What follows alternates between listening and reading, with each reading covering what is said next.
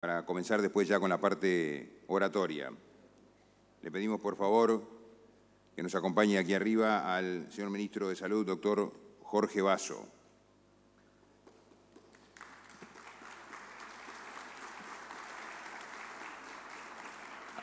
A Martín Pereira, presidente de la Federación de Funcionarios de Salud Pública.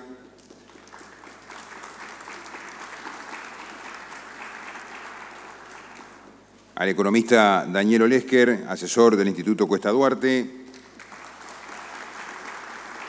y al doctor Gustavo Greco, presidente del Sindicato Médico del Uruguay. El objetivo de Uruguay Salud es propiciar el debate sobre la reforma de la salud de nuestro país, una mirada sobre sus avances y retrocesos, visibilizar los cambios implementados, los nudos centrales de nuestro sistema de salud y las medidas para su profundización. Bienvenidos nuevamente. Le pedimos ahora que dé la palabra de bienvenida al secretario general de la Federación Uruguaya de la Salud, el compañero Jorge Bermúdez.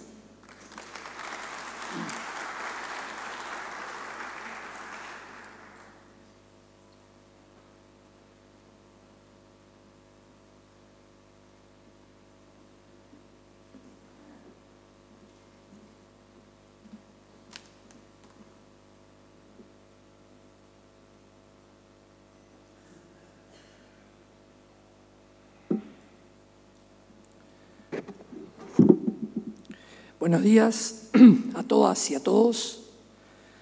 Una vez más, en esta sala, en donde nos ha visto a lo largo de estos últimos años generar, a través del Instituto de Formación Sindical de la FUS, importantes debates.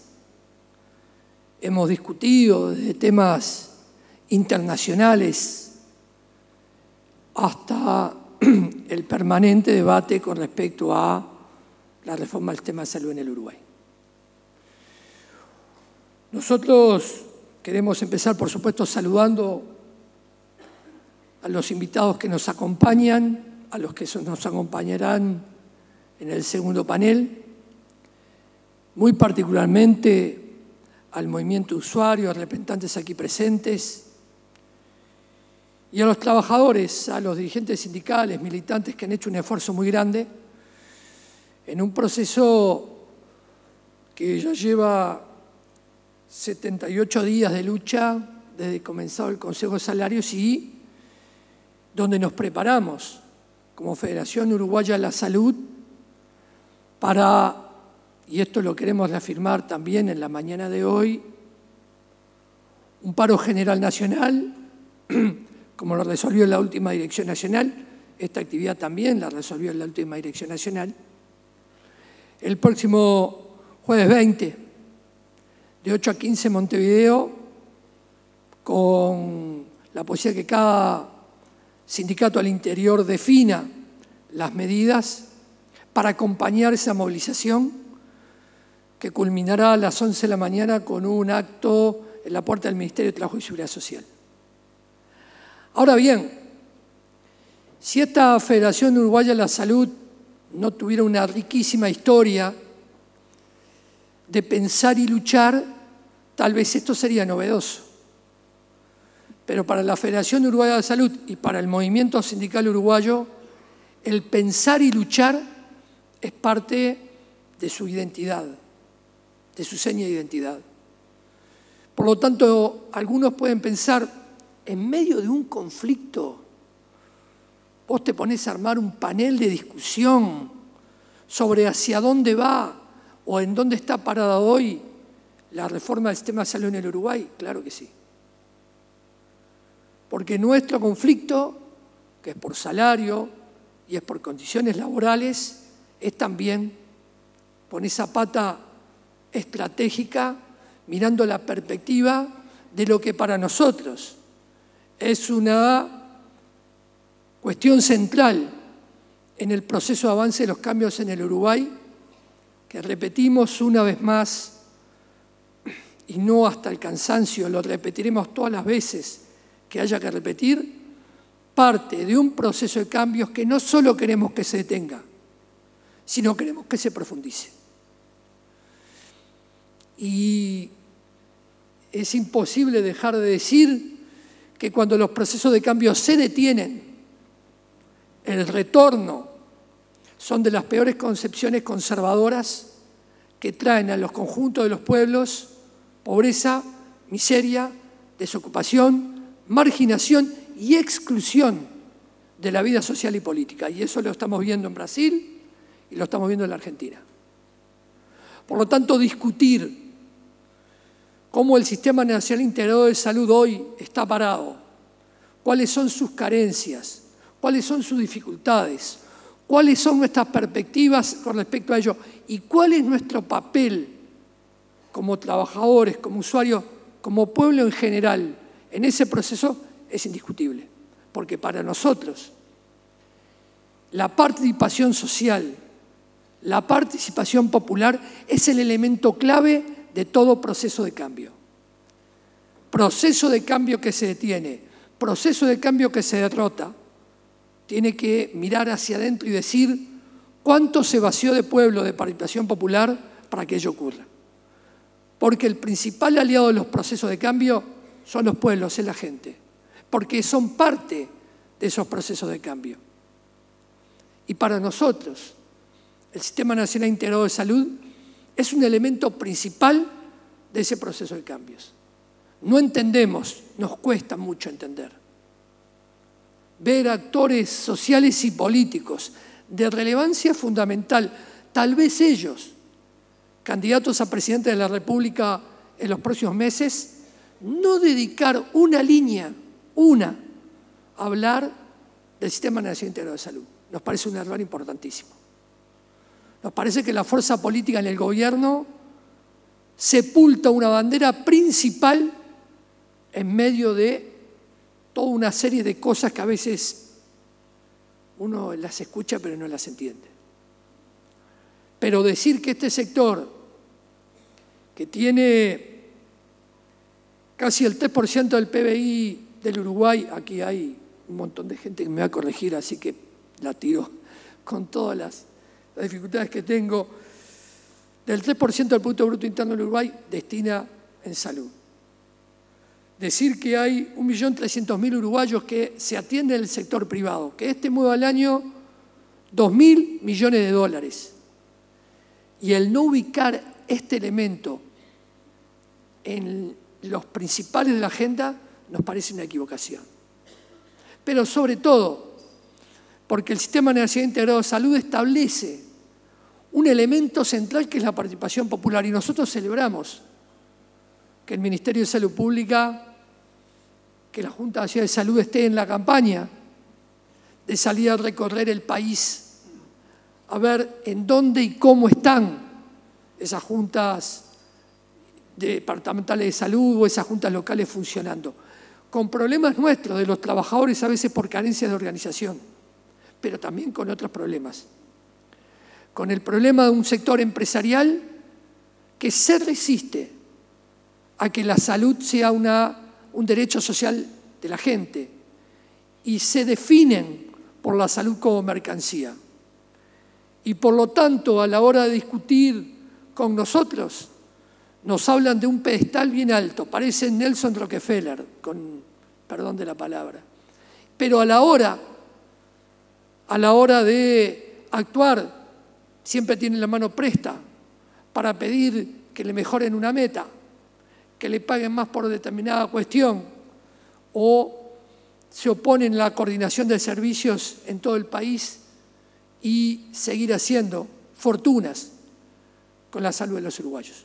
Bueno, esa es en definitiva, mirada crítica que tenemos como Federación Uruguaya de Salud. Pero repito, y esto es solo un saludo y por acá terminamos.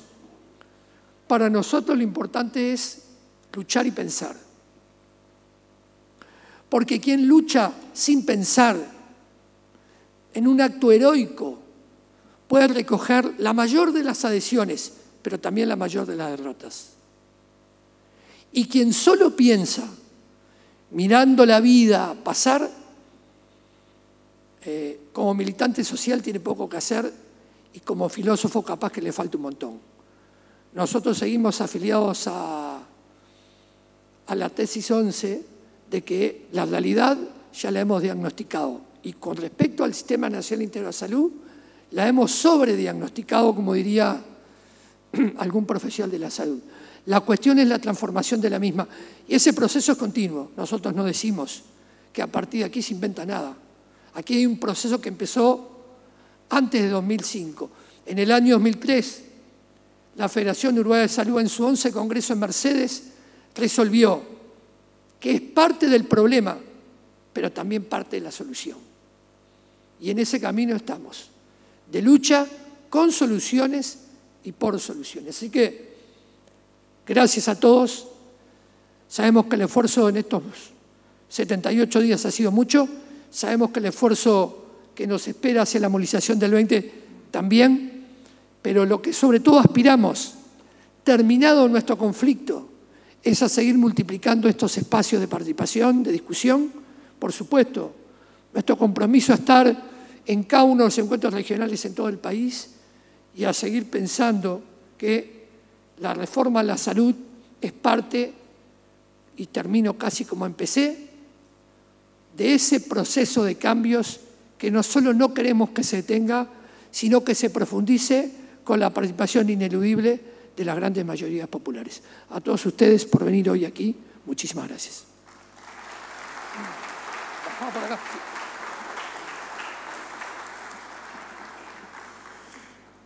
Bien, vamos a continuar con la actividad. Tenemos para compartir con ustedes, antes de comenzar con el primer panel, un mensaje del compañero Marcio Monzane de Uni Américas, que nos llega a través del video.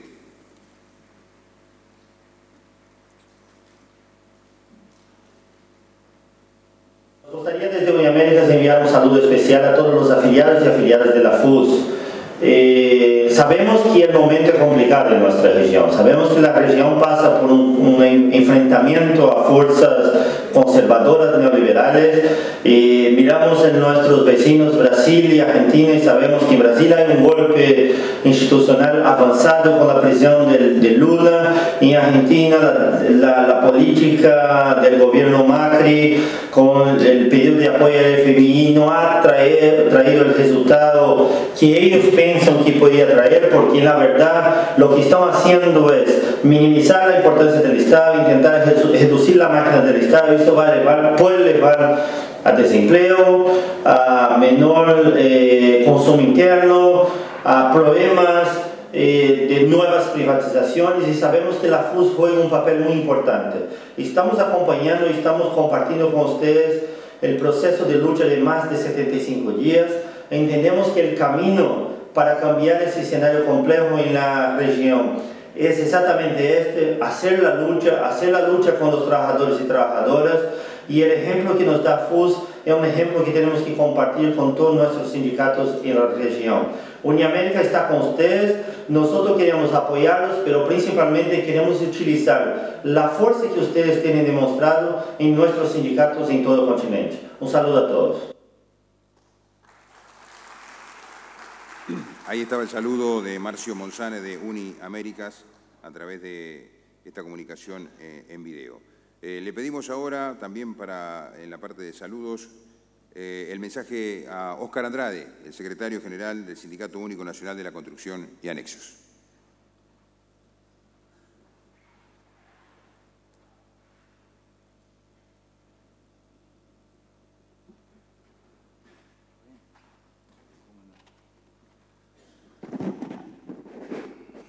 Voy a tratar de no romper nada. Bueno, queridos compañeras, queridas compañeras, es para nosotros una enorme satisfacción ver cómo la Federación Uruguaya de la Salud logra en la práctica, en los hechos, honrar lo que es una de las mejores tradiciones del movimiento sindical, que es que en medio de que nos encontramos en el momento más duro de la tensión redistributiva, en medio de la ronda de negociación salarial más grande en la historia del país y que se da simultáneamente en el momento de mayor ofensiva de los sectores económicos en el poder en América Latina, de brutalidad desde el punto de vista del desguace de relaciones laborales y sociales y de ponerse a tono por parte de las principales cámaras empresariales en Uruguay. O sea, la Federación Uruguaya de la Salud en ese momento, sin abandonar la lucha por la reivindicación inmediata, sin abandonar la lucha por el plato de lentejas, propone discutir programa, y eso es una demostración práctica de nuestra mejor tradición. Propone ponernos a discutir acerca de una tarea gigantesca como la desmercantilización de la salud, la transformación de la salud en un derecho y el rol de los trabajadores y las trabajadoras en generar esa condición material y hacerlo con otros y construir alianzas y construir diálogos sin perder identidad, al contrario, ganando identidad en la búsqueda del diálogo. En esta circunstancia, donde cualquiera que recorra a brocha gruesa las plataformas gremiales, algunas son curiosas. O sea, ustedes trabajan en la salud donde claramente hay áreas de la salud que son esenciales, que tienen que tener atención continua. Ahora, tendrían que estar en todas las carteleras sindicales del país el planteo de la Cámara de Comercio de querer decretar servicio esencial la caja donde se cobra. Tendría que estar para enojarnos, o el planteo de congelar partidas salariales o de liquidar las libertades sindicales, o la novedad que nos plantea la Cámara de Industria de dar horas extras y pagarlas simple. O sea, la creatividad de una buena parte del sector patronal, ya ni hablo de las que se retiraron, como la Asociación Rural y la Federación Rural, para las cuales la familia rural duró hasta que hubo que empezar a negociar el salario. Ahí el trabajador dejó de ser familia y pasó a ser el nadies de toda la vida. Nos tendrían que ayudar a entender de qué estamos hablando cuando hablamos de construir un solo movimiento sindical potente como garantía para la democracia, porque la democracia es votar, pero también la democracia es que no haya trabajadores chupando tóxicos. La democracia es un país que no se acostumbre a lo que nos pasó en 8 de octubre y Garibaldi, de un trabajador muerto en el piso y las cajas del supermercado abierto. La democracia es no acostumbrarnos a las condiciones de desigualdad, algunas alarmantes que todavía existen. Entonces, compañeros y compañeras, la construcción de lo nuevo, en el sentido de seguir avanzando en la reforma dentro de la reforma, que implica ese doble valor, valorar los avances hasta ahora, indiscutibles, pero simultáneamente organizarse y luchar por lo que falta. Y luchar es a veces el paro y la movilización, pero luchar también es pensar. Luchar es también poner pienso estratégico, así que una enorme alegría ver convocatorias de este tipo que nos ayudan a poner las luces largas, a mirar lejos, porque mirando lejos también nos ayuda a juntarnos más, y la unidad, el pensamiento, la acción y la sensibilidad son características que no pueden faltar en la lucha por una sociedad más digna. Así que felicitarlos por el esfuerzo y cuenten con nosotros, como nosotros sabemos que contamos con la Federación Uruguaya de la Salud como un gremio hermano que estuvo a nuestro lado en los momentos más difíciles y por lo tanto volver a recordar esas cosas también en momentos como el de ahora, donde en América Latina están soplando vientos de desregulación, es una buena cosa. Vamos arriba y que viva la Federación Uruguaya de la Salud.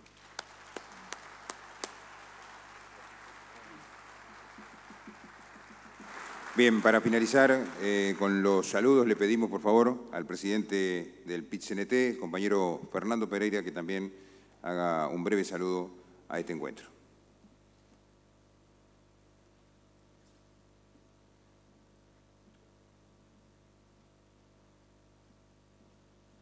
Bueno, saludo a todos y a todas. Un placer estar en este encuentro. Ayer por primera vez en mi vida sentí lo que debe haber sentido Raúl Castro cuando hizo el cuplé Murga Alá, porque vine a este mismo acto, pero ayer no había nadie, así que tuve que hablar para mí.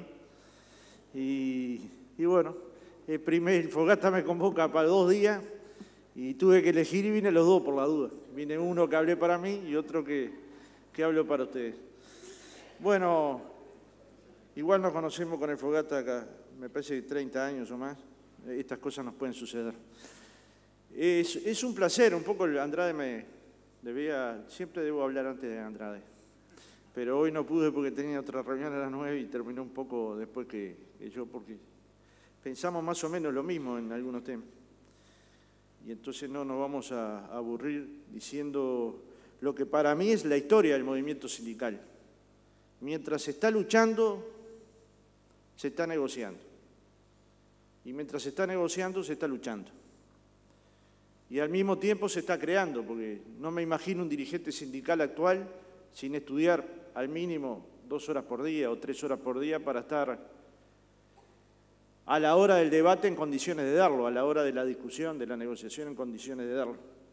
Claro, hay algunos que pretenden que el sindicato solo sirva para discutir salarios y a lo sumo condiciones de trabajo. Y a lo sumo, ¿no? Porque hay que ver las condiciones de trabajo de algunos trabajadores uruguayos. Basta ir a las avícolas o a algún lugar o a algunas fábricas para saber que las condiciones de trabajo, o incluso a la salud, para ver que hay condiciones de trabajo que no son las más adecuadas, pero a lo sumo condiciones de trabajo. Pero no creen que sea papel del sindicato proponer, mucho menos proponer reformas de salud o cambios en la salud o promoción de la salud, no lo creen. Es más, le adjudican al movimiento sindical un papel de segunda.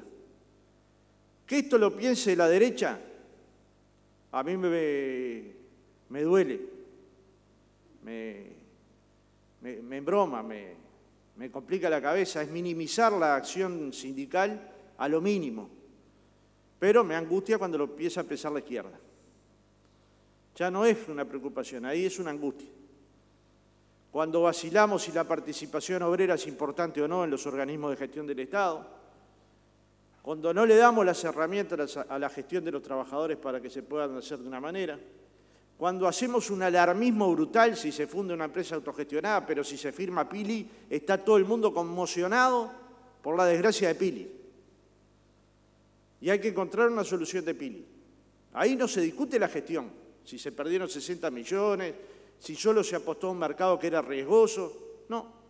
Simplemente allí se dice que hay que encontrar una solución a un sector productivo, con lo cual estamos de acuerdo, pero la misma solución que se podría encontrar para Envidrio o para otras empresas autogestionadas.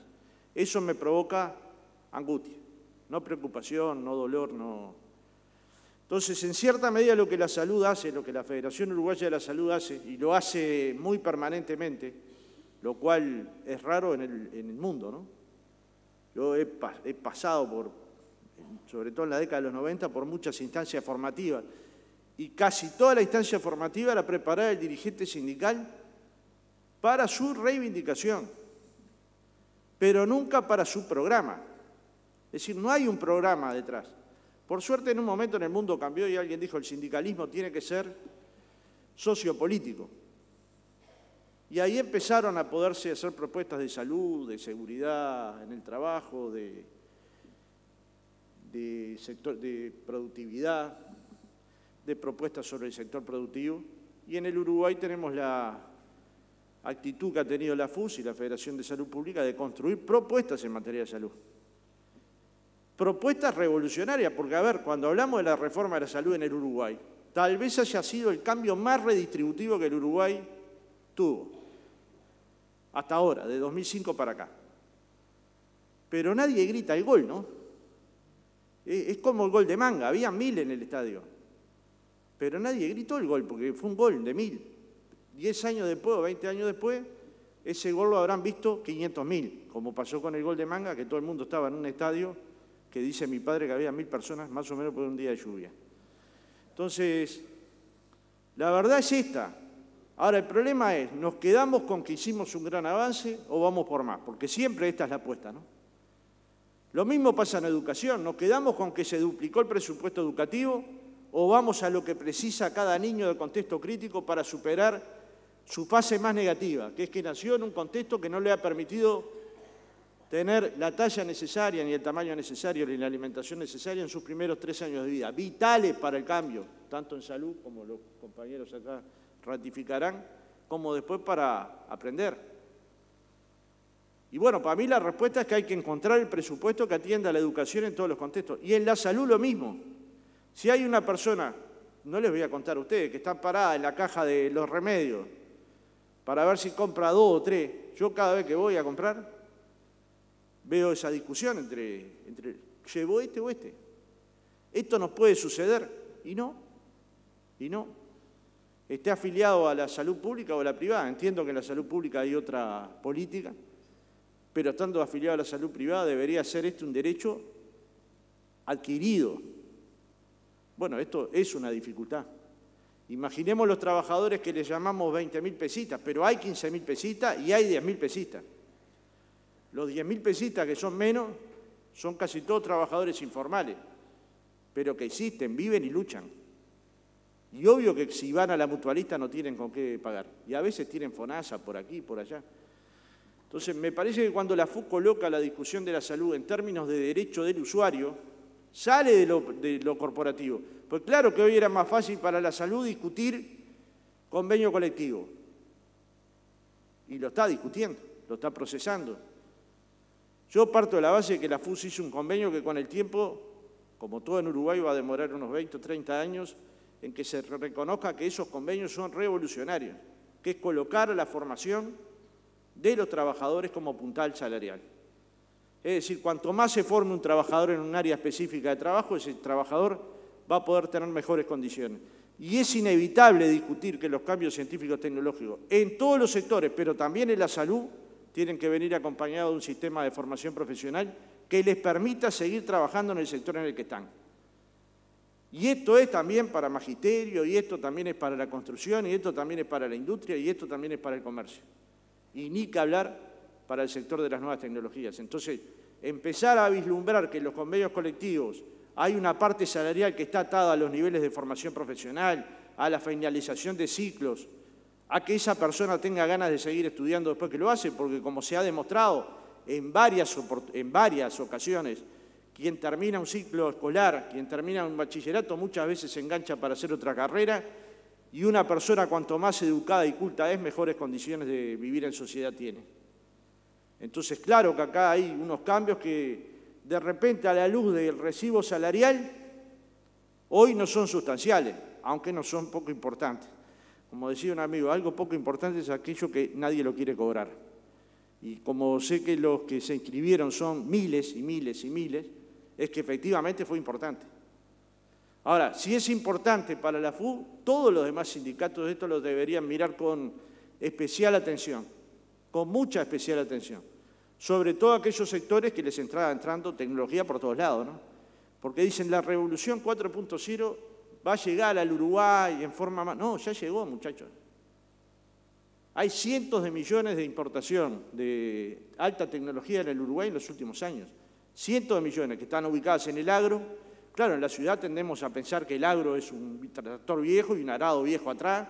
De eso no queda más nada que para adornar la puerta de la estancia. Lo único que está es para adornar, como adorno. Y hay altísima tecnología. Y este movimiento sindical, al que pertenece la FUS y nosotros y todos, se tiene que preparar para ese cambio. Y en cierta medida lo que planteó Óscar sobre el final de su intervención, que prepararse para ese cambio es defender las conquistas democráticas del Uruguay. Y si no nos preparamos para ese cambio, la brecha entre los que tienen conocimientos, niveles culturales altos, niveles educativos altos, y la brecha con los que no ingresaron a ninguno de estos mundos va a ser imposible de acercar. Este es el gran desafío. Ya no va a ser entre ricos y pobres, es decir, solo medido en dineros. Entre personas que entraron en la sociedad y personas que quedaron descartadas de la sociedad.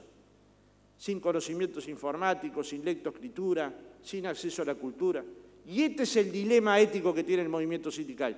Si se para del lado del escudo de los débiles o si deja que este avance científico-tecnológico se piense que inevitablemente tiene que generar la brecha, cuando todos sabemos que esto no es inevitable y que depende de las decisiones políticas de los gobiernos, sobre todo los de mayor poder, pero también de países como el nuestro. En el mundo se está pensando alternativas, algunas muy buenas y otras que llevan a las personas a descartarse. Así que procesar una discusión programática de este tipo, yo parto de la base que es una de las 3 patas fundamentales de hacer sindicalismo hoy.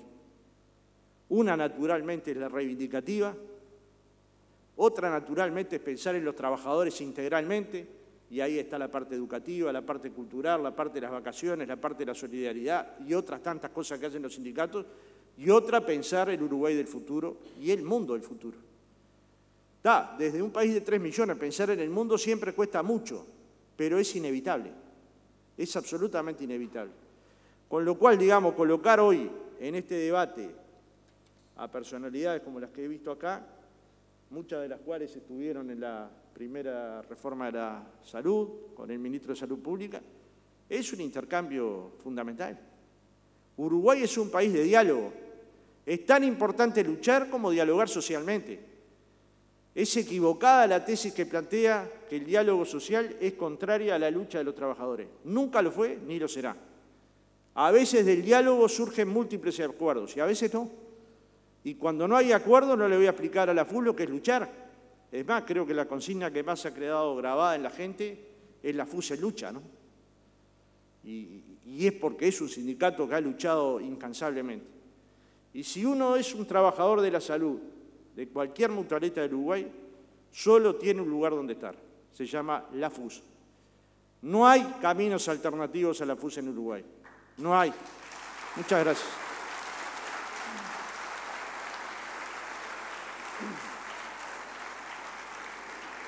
Agradecemos al presidente del PCNT, el compañero Fernando Pereira, este saludo.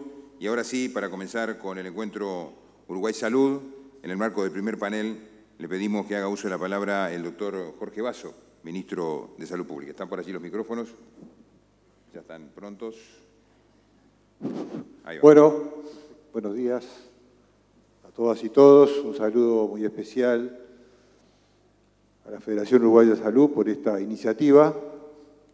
Hay que tener coraje y hay que tener agenda para, en este contexto, generar una instancia de este carácter.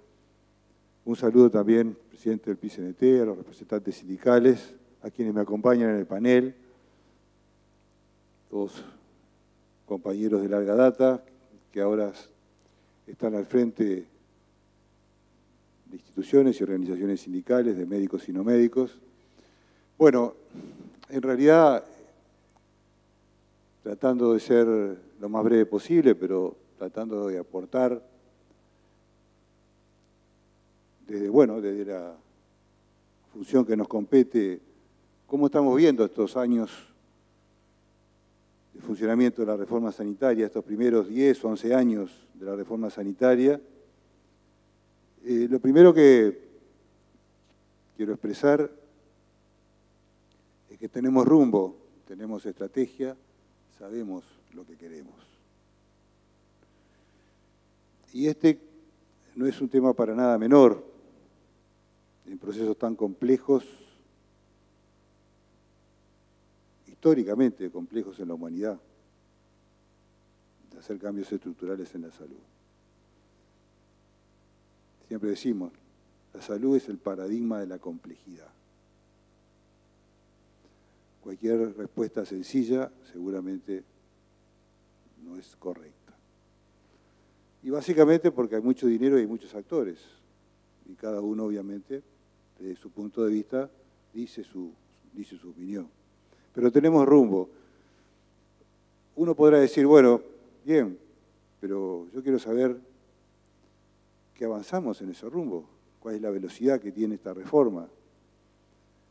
Lo que les quiero transmitir, que en estos 11 años no hemos tomado ninguna decisión que vaya en contra de ese rumbo que hemos definido. Y ese no es un tema nada menor en temas complejos. A veces se puede avanzar más, a veces se puede avanzar menos. Lo que no se puede hacer es tomar decisiones para salir de contextos complejos, de circunstancias difíciles, por la más fácil, tomando una decisión que resuelva una situación, pero que vaya en sentido contrario a donde queremos ir. Naturalmente que la sociedad uruguaya pone mucho dinero para el financiamiento de la salud. 9.2% del PBI, seguramente Daniel hará muchas referencias a estos aspectos. Hay muchos actores, decíamos, no van a encontrar en el mundo una reforma sanitaria que para 3,5 millones de habitantes tenga que gobernar con 43 prestadores integrales de salud. No lo van a encontrar. Muchísimos actores, el sector público obviamente, el más importante cuantitativamente, pero después un sinnúmero de prestadores privados de Montevideo, muchos de ellos tienen filiales en el interior, después toda una estructura del interior y 6 seguros privados. Están todos dentro de los 43 prestadores integrales de salud. Eso da cuenta justamente de una complejidad que en su momento se va a tomar algunas decisiones al respecto. Pero además, se decía anteriormente, nuclea un número muy importante de trabajadores, médicos y no médicos. Los cursos de capacitación que estamos desarrollando, bueno, ya se desarrollan para más de 70.000 trabajadores. 70.000 trabajadores, y seguramente hay muchos otros trabajadores que progresivamente se van incorporando o se van a ir incorporando a la capacitación, pero para que tengamos idea de la escala de todos los temas que tenemos para resolver. Desde sus orígenes, hablando del rumbo, se creó un financiamiento innovador, redistributivo, totalmente diferente al que venía siendo hasta ese momento, ¿verdad? Ese financiamiento fue en el marco de una decisión de hacerlo a través de la Seguridad Social, con aportes complementarios de rentas generales y aportes de los trabajadores, activos y pasivos, creando el Fondo Nacional de Salud. Este Fondo Nacional de Salud no está pensado, ni nunca estuvo pensado, para financiar el statu quo. Es una palanca para crear un sistema nacional integrado de salud. Tenemos 43 instituciones, decíamos, hay 42 privadas que compiten duro y puro por los usuarios. Y cada una de estas instituciones, en su estrategia, quiere tener todo para atender a sus usuarios.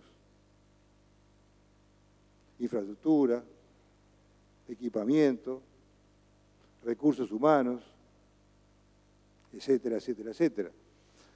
Si fuéramos en la lógica de que el FONASA estuvo creado para financiar el desarrollo institucional de cada uno de los prestadores para competir en el mercado, teniendo todo lo que quieren tener para atenderlos bien, estaríamos financiando despilfarros. La idea no es esa, la idea es crear un sistema nacional integrado de salud, con la complejidad que les comentábamos, por el número de actores, pero que no sea la sumatoria de instituciones a financiar, en el cual todo el mundo siga haciendo lo mismo, ahora con la seguridad de un financiamiento público. El financiamiento no está pensado para dar por bueno todo lo que se gasta. Hoy tenemos balances anuales auditados externamente, tenemos información trimestral de las ECAS, los estudios de costos asistenciales, Tenemos información mensual a través del SINADI, el Sistema Nacional de Información. Información de lo que se gasta. Esto da cuenta de que sabemos cuáles son los costos, pero cuestionamos la razonabilidad de esos costos. Si es razonable que por decisiones empresariales se generen determinados desarrollos institucionales que desarrollan determinadas políticas para captar más afiliados y competir, si para fidelizar algunos profesionales se pagan sobrelaudos, y si todo eso son costos asistenciales que después tiene que naturalmente darlos por bueno y pagar el FONASA. Tenemos el desafío justamente de estar seguros que estamos pagando lo que tenemos que pagar. Y cuando vemos esas campañas de publicidad o cuando vemos esas campañas vinculadas a la captación de afiliados, uno se cuestiona, ¿pero ¿y dónde sale esa plata? Sale del FONASA. Y eso no lo damos por bueno. No lo queremos dar por bueno. El financiamiento debe privilegiar al sector público, que es el que históricamente ha estado más rezagado. Y lo ha venido haciendo, ¿verdad? Pero tenemos que seguir avanzando en ese aspecto. Ha estado sumergido durante décadas el sector público, y el sector público hoy, que es el principal prestador de salud del país, que además tiene 900 puestos de atención en todo el territorio, que tiene más de 30.000 trabajadores, largamente. Bueno, tiene hoy la responsabilidad de darle a cada uno de sus usuarios, esté donde esté, el alcance a un conjunto de prestaciones obligatorias para todos. Y lo tiene que hacer, con recursos propios, y cuando no lo puede hacer con recursos propios, con convenios de complementación, porque todos los usuarios tienen el mismo derecho.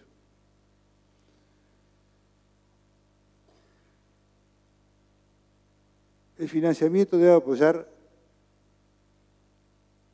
cambios orientados a privilegiar objetivos sanitarios. Bueno, vaya que nosotros hemos hecho una transformación por el cual las metas asistenciales, ese complemento a las cápitas que reciben los prestadores, hoy está vinculado a lograr mejorar indicadores de salud. Y como saben ustedes, estos objetivos sanitarios, un verdadero plan de salud, define, por ejemplo, la importancia que las instituciones conozcan, no pierdan de su radar a un conjunto de pacientes y a los usuarios que tienen algunas enfermedades que son las principales causas de mortalidad del país. Entonces, en realidad, cuando empezamos a construir esta estrategia de ligar los objetivos sanitarios al pago de las metas asistenciales, identificamos cuál era la línea de base de cada uno de sus prestadores en conocer a sus usuarios, no a sus pacientes, a sus usuarios. Identificamos que, bueno, si tenemos una prevalencia de 36% de hipertensión en la población general, la mayor parte de los prestadores no superaban el 10% de los hipertensos que conocían. Por lo tanto, en realidad le estamos pagando si logran identificar progresivamente dónde está ese 36%. Y estamos haciendo lo mismo con otras de las enfermedades no transmisibles, porque ese es el objetivo. Que las instituciones no se conformen con estar en sus policlínicas, en sus sanatorios, en sus CTI, atendiendo a los enfermos. El objetivo es el cambio del modelo de atención, es que vayan a buscar a los usuarios, y si hay un paciente que consulta por salud mental y deja de consultar, y después hay que ir a buscar, hay que ver cómo logramos resolver su internación cuando se descompensa porque dejó de tomar medicamentos y nadie se hizo cargo de eso, tenemos ahí un desafío extraordinario. Pero bueno, hoy de alguna manera tenemos la línea de base de cada uno de los 43 prestadores en cuál es porcentaje de usuarios que los tienen como pacientes vinculados a estas enfermedades más importantes que tiene la población. Y eso se logra también con el financiamiento, estímulos y desestímulos. Hace ese trabajo, no lo cobra, si no lo hace, no lo cobra. El financiamiento debe apoyar a definiciones vinculadas a las formas de pago del trabajo en salud. Y sí, es así. Hay que estimular las buenas condiciones de trabajo, el buen desempeño, la formación continua, la humanización de la atención e incidir en disminuir el desempleo por ausentismo o por burnout. Por eso, bueno, estamos de alguna forma en el marco de las negociaciones, viendo justamente cómo generamos estímulos y desestímulos para que las instituciones de salud y para que de alguna manera la rectoría tenga un mayor peso en lo que tiene que ver con la forma de redistribución del dinero vinculado a las remuneraciones en el sector salud. Y ese es un tema de enorme complejidad. Todos saben, que todos lo saben, porque cada institución, sin perjuicio de estar negociando consejos de salario, después desarrolla políticas particulares en cada institución y paga lo que entienda necesario para competir por recursos humanos. Eso se ve mucho en el interior, donde muchas veces tenemos enormes dificultades para que vaya personal de salud a trabajar y sobre todo para ir a trabajar al sector público, que por sus propias condiciones no puede pagar sobre el laudo. Nosotros hemos trabajado con esto de los cursos y bueno, ustedes han visto que no es sencillo, que el curso que tiene además la característica de no ser presencial,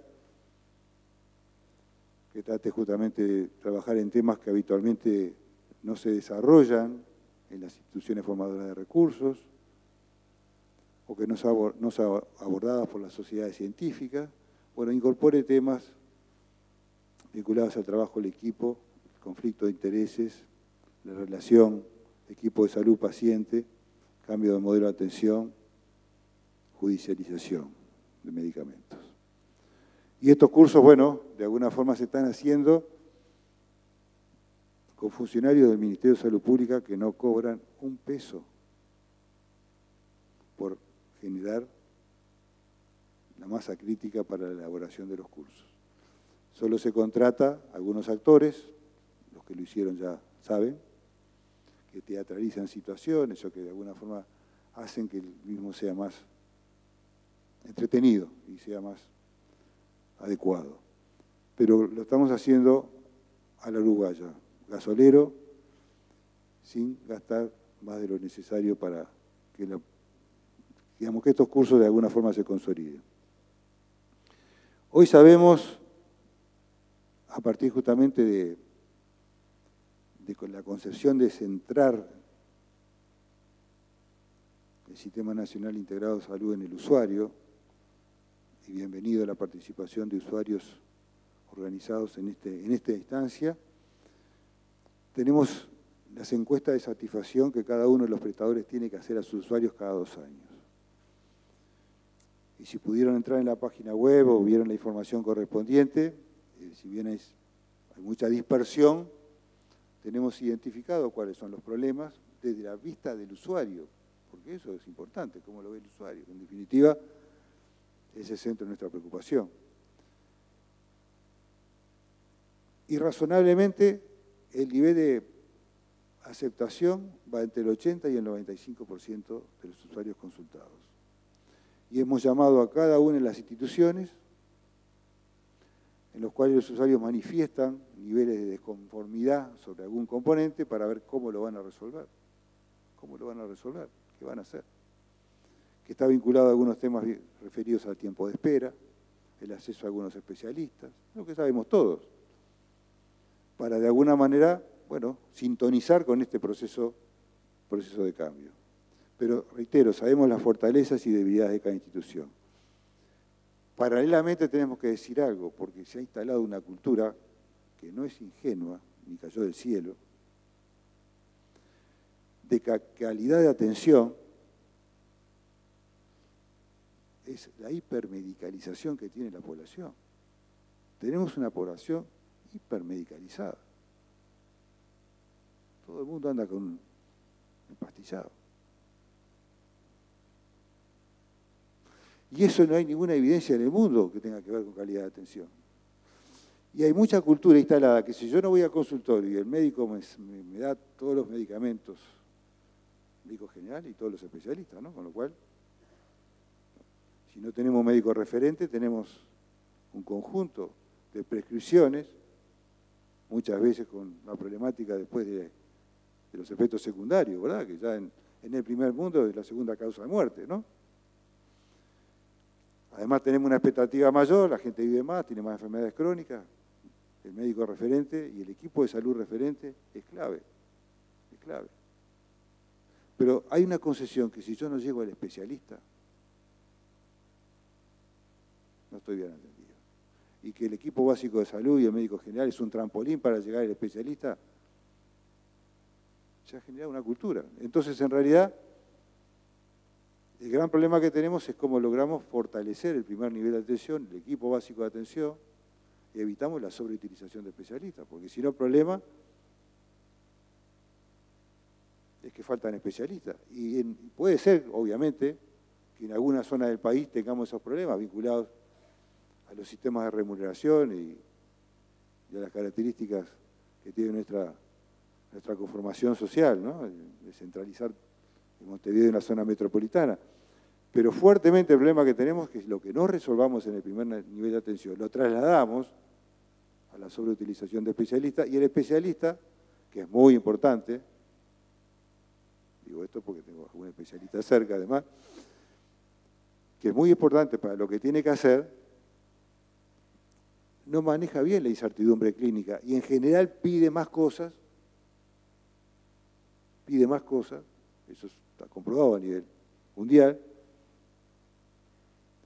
que terminan de alguna forma también generando más costos para el usuario, para la familia, pero también para los prestadores y también para el sistema de salud. Es decir, que por ese lado no se resuelve. Es decir, que el principal problema es cómo fortalecemos la capacidad de resolutividad del primer nivel de atención y evitamos la sobreutilización de especialistas, con todo lo que eso arrastra. Este es el tema en el cual estamos trabajando. Hemos recibido, porque así hicimos una propuesta, 101 experiencias del primer nivel de atención orientadas.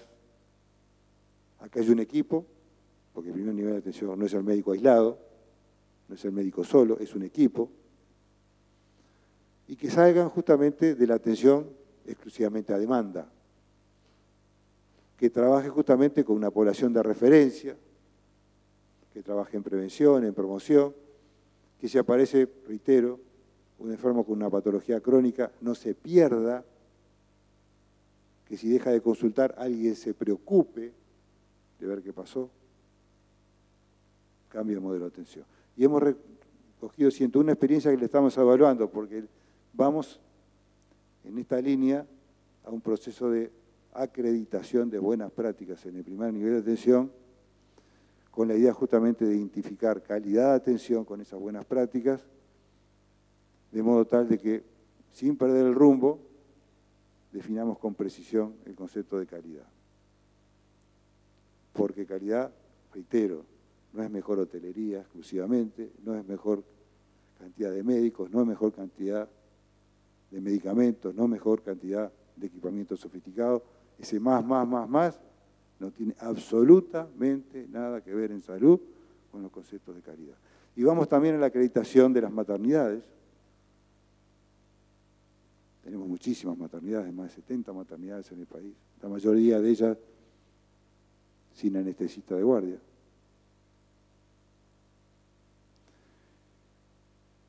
Decíamos hoy, tenemos una población envejecida, pero cada vez nacemos menos.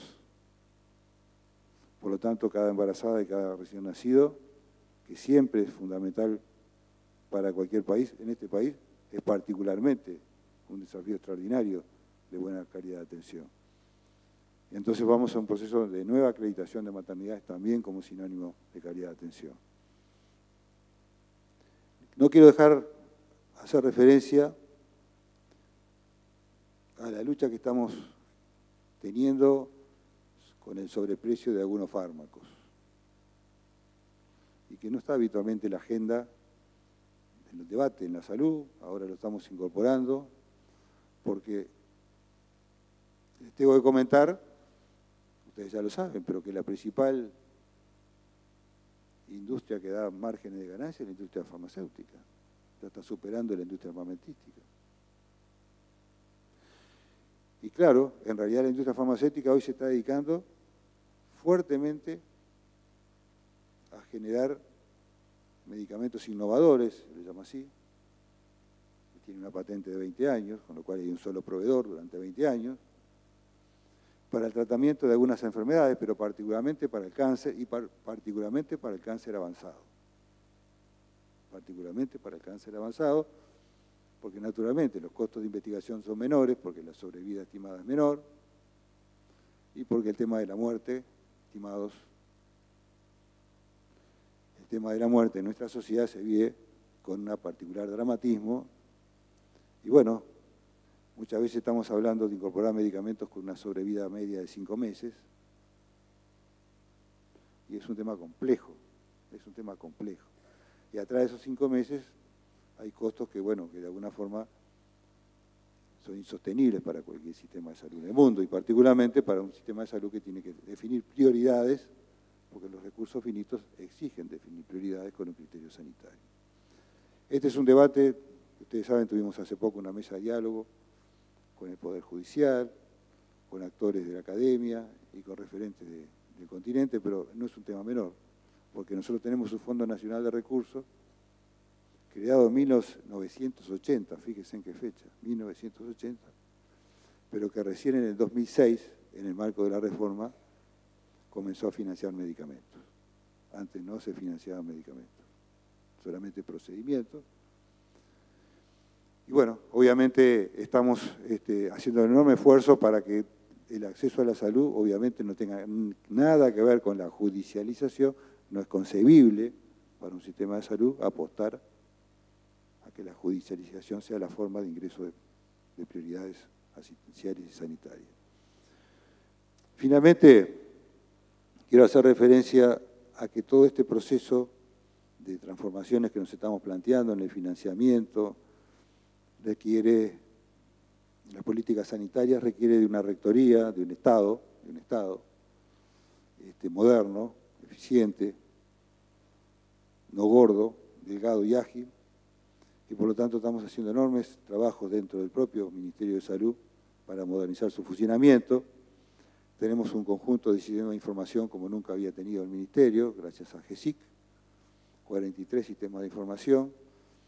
Para que tengan idea, los 43 prestadores que mandan la información a la cual hacíamos referencia, si no la mandan en tiempo, en forma, pero en un sistema informático único, no cumplen con las exigencias del Ministerio.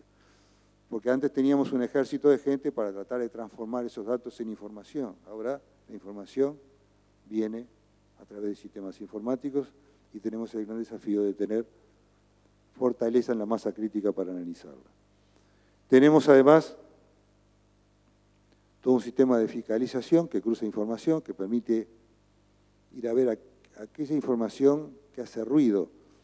No estamos a esta altura del siglo XXI en mandar un funcionario público a que le muestre lo que le quieren mostrar. Que vaya a fiscalizar y lo estén esperando. Que de alguna forma vaya a hacer un checklist como en el siglo XIX. Hoy tenemos justamente, con sistemas informáticos, tenemos información de todos los organismos públicos y sabemos dónde están los puntos críticos que ir a ver. Y eso es un factor importante. Y eso nos ha permitido, por ejemplo, ahora, en el marco de promover algunas leyes, tener una ley de urgencia y emergencia, que permite que, bueno, que cualquier usuario del Sistema Nacional Integrado de Salud a nivel nacional, si tiene un problema de salud, que tiene que ser resuelto a la brevedad, no necesariamente porque esté en juego su vida, sino porque tiene que ser resuelto rápidamente, puede atenderse en cualquier de los 43 prestadores de salud a nivel nacional. Y eso nos llevó a fijar precios y a generar una amplia discusión acerca de los aranceles, en un trabajo que nos parece muy importante. Y además ahora estamos a punto ya de tener la ley de centros de referencia estratégica para el Sistema Nacional Integrado de Salud, porque no puede ser que la alta tecnología esté exclusivamente en manos de instituciones con fines de lucro como son las IMAE. No puede ser en un Sistema Nacional Integrado de Salud. Y entonces lo que estamos generando es una nueva estructura legal que va a permitir trabajar con otra dinámica los efectos de la incorporación de tecnología, de los altos costos que tenemos y que se avecina. Y tenemos la salud mental, con una ley que se trabajó intensamente con todas las organizaciones sociales, con los propios pacientes y con las instituciones de todo tipo, y que ahora estamos trabajando en donde ACE seguramente va a dar, como siempre, liderando estos componentes. Bueno, la idea era básicamente decirles que tenemos ese rumbo, que a veces las cosas salen más fáciles, a veces no salen más fáciles, pero hay voluntad política para seguir gobernando hasta el último momento, y esa voluntad política significa no quedarnos aislados, trabajar con todos los actores, pero particularmente con los trabajadores y los usuarios, para tener mayor capacidad de negociación en los cambios que queremos. No podemos hacer nada de una oficina, ni siquiera a través de leyes y normativas. Estas cosas se trabajan y se logran mejorando la correlación de fuerzas en cada momento y en cada lugar. No es fácil, nadie sabe, todo el mundo sabe que no es nada fácil que hacer cambios, pero los cambios requieren decisiones, las decisiones las tenemos su rumbo y no vamos a dar un solo paso atrás que vaya en dirección contraria a ese rumbo. Y avanzaremos todo lo que sea posible para seguir mejorando el Sistema Nacional Integrado de Salud. Muchas gracias.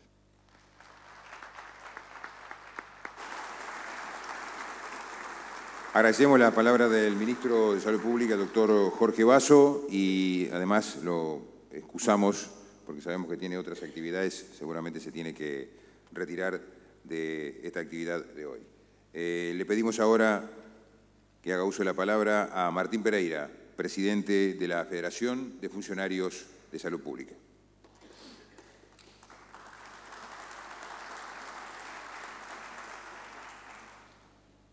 Buen día a todas y todos. Primero que nada, un saludo a la lucha que vienen llevando adelante, más de 70 días de lucha, los compañeros de la FUS, y que sepan que en la Federación siempre van a encontrar un aliado para salir a pelearla como la están peleando en estos consejos de salarios.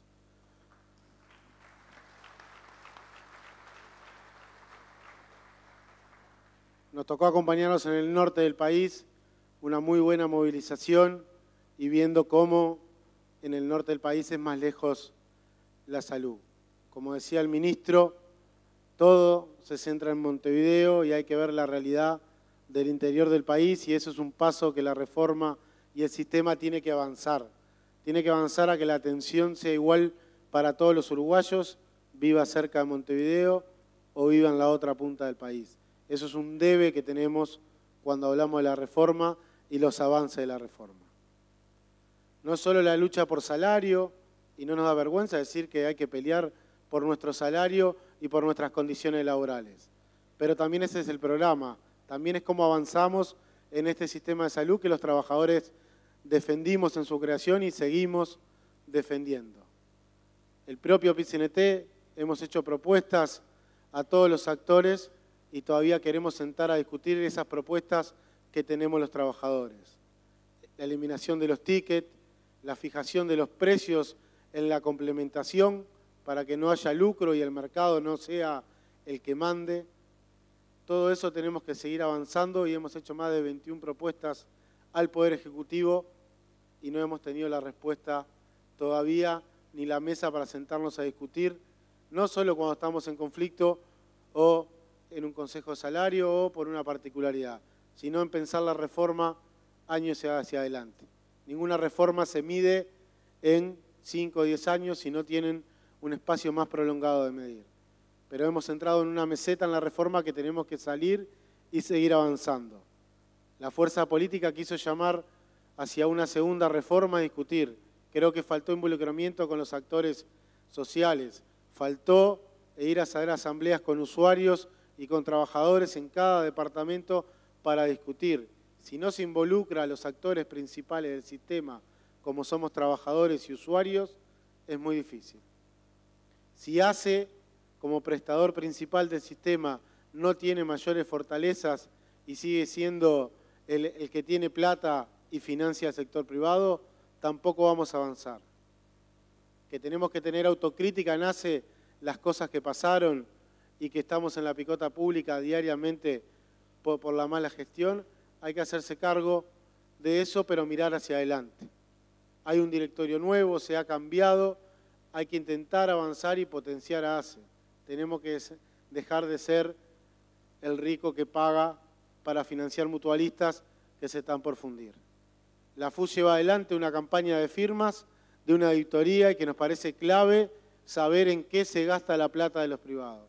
Queremos saber por qué hay salarios de 1 millón, 1,5 millones contra salarios de 20.000 pesos.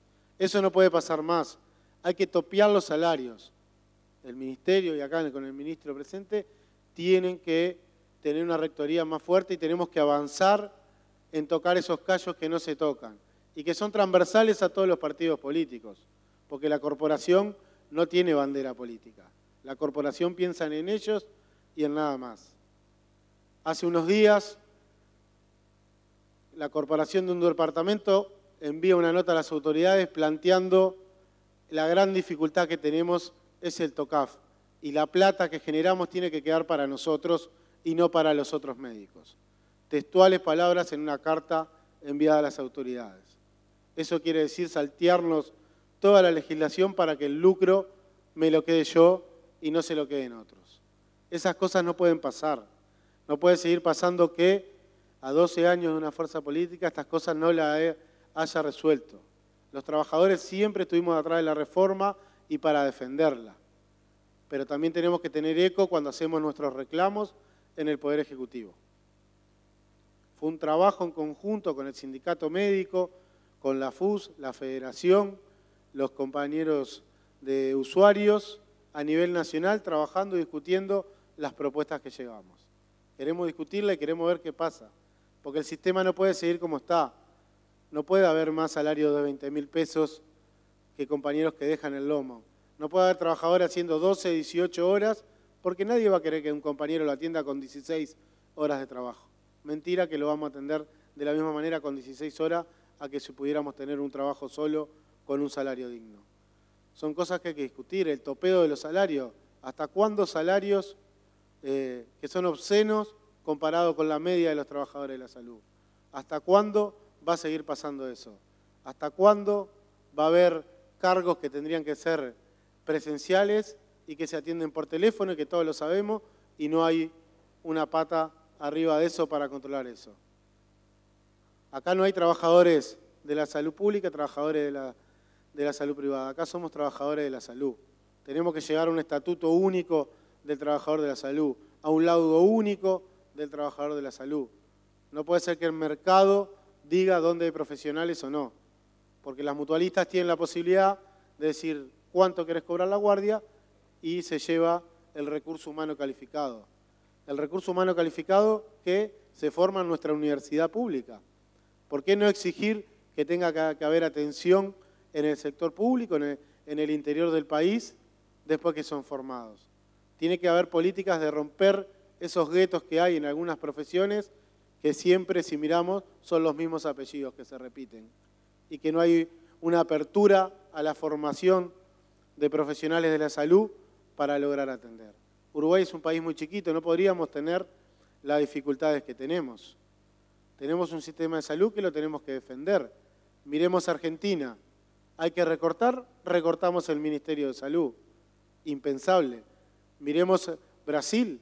En los hospitales de ACE en la frontera se están llenando cada vez más de pueblo brasilero, atendiéndose porque el sistema brasilero no da señal. Vemos, como bien dijeron los compañeros, que la democracia es algo que acá en Uruguay tenemos que defender a muerte.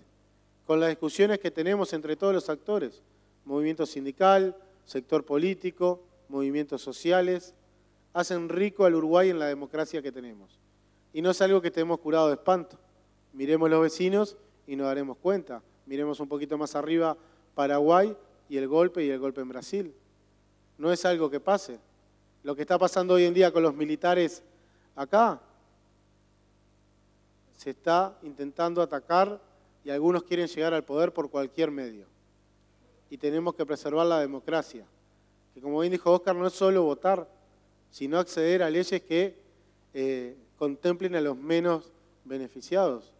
Hay leyes en el Parlamento, tanto a nivel salud, que no se están durmiendo en el Parlamento, como leyes que benefician a los más perjudicados, como es la ley para empleo por discapacidad. ¿Cuál es la demora que tiene para aprobarse esa ley? La insolvencia patronal, la ley de primera infancia, son leyes que están y que tienen que estar arriba de la mesa y ser aprobadas rápidamente para beneficiar a los más desprotegidos. Toda la tormenta que está viviendo alrededor de Uruguay, con estas leyes se pueden contener de manera mejor. El país sigue creciendo. La crisis sí, tenemos 50.000 trabajadores menos que hay que atender y ver cómo se da solución. Pero Uruguay económicamente sigue creciendo. Entonces, en los consejos de salario, los salarios deben crecer y acompañar el crecimiento. Y la FUS va a ganar esta batalla. La tiene que ganar, tiene el apoyo del movimiento sindical. Las tercerizaciones siguen avanzando, no solo en el Estado, sino en el sector privado. Cada vez una empresa queda solo la gerencia y después terceriza todo y vemos cómo avanzan las tercerizaciones en la salud, también en el sector privado. Hay que pararse en contra de las tercerizaciones y que esos compañeros que trabajan al lado nuestro cada día forman parte del equipo de salud. Y como parte del equipo de salud tienen que ser trabajadores permanentes y no la alta rotación. Y no solo por las mejoras y las condiciones laborales de los trabajadores, sino en la salud. No es lo mismo estar limpiando un blog que estar limpiando en un shopping. Hay que tener una experiencia y una capacidad que muchas veces con la rotación que tienen las empresas no se logra tener y eso va en perjuicio del proceso de una atención de salud de calidad. Quiero remarcar, acá hay un compañero de la dirección de FUS que comparte la dirección de la federación, que está siendo atacado por la corporación médica por ser dirección de ambos lados y por pararse frentemente. Los compañeros de Artigas, tanto de la FUS como de la federación, tienen todo el apoyo del movimiento sindical ante el ataque de la patronal, diciéndole que son autoritarios y que somos patoteros, solamente por movilizar y por reclamar lo que queremos. Y ahí vamos a estar respaldándolo las veces que sea necesario a esos compañeros porque están dejando la vida por el movimiento sindical. Así que le quede bien claro al empresariado que con los trabajadores y con nuestros dirigentes no se van a meter.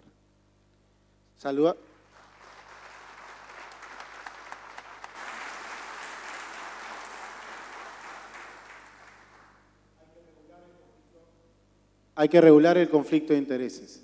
Sabemos que hay un proyecto presentado por el Ministerio, pero que está presentado hace tiempo y no se ha manifestado. Porque las palabras que le leí de la nota anterior, ahí vemos dónde quieren ir, que es generar ganancia con la salud.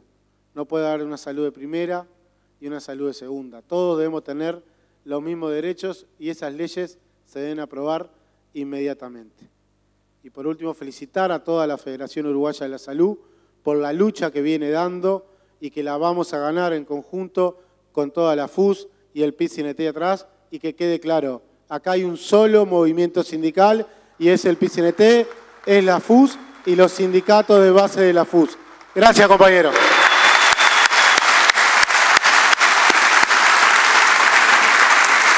Agradecemos a Martín Pereira, presidente de la Federación Uruguaya de la Salud. Le pedimos ahora que haga uso de la palabra al economista Daniel Olesker, asesor del Instituto Cuesta Duarte. Bueno, buenos días a todos y todas. Yo voy en función de lo que hemos conversado con los compañeros de la Federación, voy a hacer un planteo de ubicación del Sistema Nacional Integrado de Salud en su contexto actual y lo voy a hacer planteando 4 premisas y 6 desafíos pendientes todos en titulares, ¿no? No se asusten, digamos, por el número grande, pero yo soy muy así de hacer tanto, 5, tanto. Las 4 premisas son las siguientes. Lo primero es que el Sistema Nacional Integrado de Salud se construyó como un proceso. Por lo tanto, tenemos que ver la construcción como un proceso que se inició con la generación del Fondo Nacional de Salud, como Jorge nos decía, y que tuvo distintas etapas. Por lo tanto, está bien pensar que hay etapas para el futuro. La segunda premisa es que el Sistema Nacional Integrado de Salud significó una ruptura con la lógica de mercado, significó, en términos conceptuales, una desconexión del país con las lógicas mercantiles internacionales y significó, por lo tanto, un fortalecimiento de la autodeterminación nacional en el rubro salud. Este es un punto, a mi juicio, relevante para entender cuál fue el gran cambio con el sistema de salud. Y por ende, y esta es mi tercera premisa, dado esa desconexión con la estructura mundial, con la lógica mercantil y el funcionamiento interno de la reforma a partir de aquella frase que instituimos cuando se construyó de cada quien según sus ingresos a cada quien según sus necesidades, yo en trabajos que he hecho y que bueno, muchos de ustedes conocen, he definido el Sistema Nacional Integrado de Salud como una estructura protosocialista que de alguna manera inserta una lógica diferente en una economía que va avanzando hacia el cambio. Entonces, esto es lo que hay que, lo que se construyó y lo que hay que defender. Por lo tanto, mi cuarta premisa es que lo que falta por hacer, un poco siguiendo las palabras que Jorge decía al principio sobre el rumbo, es profundizar eso y hacer, voy a decir una frase media entre comillas, más de lo mismo. Es decir, seguir profundizando los grandes lineamientos que en términos conceptuales definió el Sistema Integrado de Salud o la reforma. Algunos muy avanzados que hay que seguir avanzando, otros menos avanzados que hay que profundizar y otros, como algunos de los que yo voy a mencionar, como el de la complementación, menos avanzados todavía. Estas son las premisas conceptuales, es decir, la reforma de salud y por lo tanto el Sistema Nacional Integrado de Salud es una construcción alternativa a la lógica mercantil que opera en el mercado nacional y mundial. Entiendo que esto es muy discutible y por lo tanto yo lo digo. En función de eso, ¿cuáles son los 6 ejes que construyó la reforma? Y voy a decir en cada uno de esos ejes algo sobre lo que hay que avanzar. Los ejes son la regulación pública, la universalidad, la igualdad entre prestadores, la igualdad entre hogares, la sustentabilidad y la participación social. Esas son las 6 cosas que distinguen a la reforma. Respecto al primero, que es la regulación pública, está claro, por lo que dije además en mis premisas, que el Estado, que en el sistema de salud uruguayo en la década del 90 fue un Estado que generó normas para el desarrollo del lucro, ese fue básicamente la cuestión, ¿no? El aumento desenfrenado de los tickets y las órdenes, todo aquello surgió en el decreto de liberalización de los tickets y las órdenes del doctor Lacalle en el año 92, ¿no? La baja del presupuesto público para estimular el desarrollo del sector privado mercantil, bueno, el Estado, bueno, la incorporación de tecnología básicamente en el sector privado, eso se sustituyó con un Estado fuertemente regulador. Para que ustedes lo saben, pero digamos, para hacer una síntesis de esto, hoy el 93% de los ingresos y el 70% de los egresos de una institución de asistencia médica están definidos y regulados por el Estado. En algunas cosas, como Jorge dijo, se escapa la regulación y sobre eso voy a hacer una propuesta más adelante. ¿Qué es lo que falta entonces en términos de regulación para completar ese 100%, para decir, bueno, el Estado es omnipresente y fija todas las reglas de juego estratégicas del sistema y no solo una parte? Básicamente lo que falta es regular los procesos de compra-venta de servicios entre instituciones, que eso no está regulado a diferencia de la cápita, del ticket, de la orden, de los salarios, de todo. Por lo tanto, proponemos, de hecho está en el documento del Frente Social que hicimos en su momento y que la FUS entregó en su momento en el diálogo social, proponemos que los precios a los que se fijan las transacciones sean regulados por el Estado. La línea del proyecto de ley de urgencia y emergencia aprobado va en esa dirección para una parte de este problema, que es simplemente cuando hay una atención fuera de cobertura. Nosotros proponemos universalizar eso. Si ustedes miran los costos institucionales, van a encontrar que aproximadamente la compra-venta de servicio grande, ¿no? la que impacta, se reduce a unas 20 prestaciones, no más que esa. Tomografía, resonancia, hora ambulancia, son 20. No hay que regular prestaciones que capaz que se hacen una vez, no, son 20. Los costos es fácil de hacer, tenemos un ente relativamente importante, público, como es ACE, que puede ser el referente testigo del costo de producción de esos bienes y a partir de allí fijar obligatoriamente, por ley, en mi juicio, pero podría ser por decreto, en fin, eso ya es otra, ese precio. Pero además hay que fijar las cantidades, no solo los precios, ¿no? Jorge ha insistido mucho desde que asumió con el tema de las maternidades, ¿no? Las maternidades únicas en lugares donde nacen pocas. Pero está el proyecto de las puertas de emergencia de Cardona, donde en 8.000 habitantes, conozco bien porque mi familia es de allí, hay 3 puertas de emergencia, ¿no? Podríamos enumerar una serie de prestaciones cuya escala requiere que haya un único prestador que complemente a todos. Y entonces, fijando precios y fijando qué prestaciones solo deben hacerse por un prestador en coordinación y además definiendo cuál es el prestador adecuado, con total objetividad. Yo esto lo planteé en una conversación que tuve con un dirigente de la Federación Médica del Interior y me dijo, pero ¿no será que si ponemos esa norma el Ministerio va a decir que todas las hace? Eso es un pensamiento que no entiende, digamos, cuál es la mejor lógica de funcionamiento del sistema. Por lo tanto, primer punto, entonces, regulación pública, complementación, precios de referencia, cantidades de prestaciones que deben cumplirse según las economías de escala de cada uno de los lugares, y tercero, dentro de la regulación pública, los centros de la alta tecnología. Yo comparto que la ley de centro de referencia es un avance. Nosotros en el periodo anterior tuvimos algunas orientaciones fuertes en esta, por ejemplo, comprenderán ustedes las presiones que tuvimos en su momento para instalar un PET privado en el Uruguay, y sin embargo una decisión firme, clara e incontrastable de que PET había uno solo y era público. Pero creo que en los centros de referencia quizás faltaría una cuestión, porque dice que pueden ser públicos o privados, y eso está bien, porque no siempre el sector público puede tener la capacidad.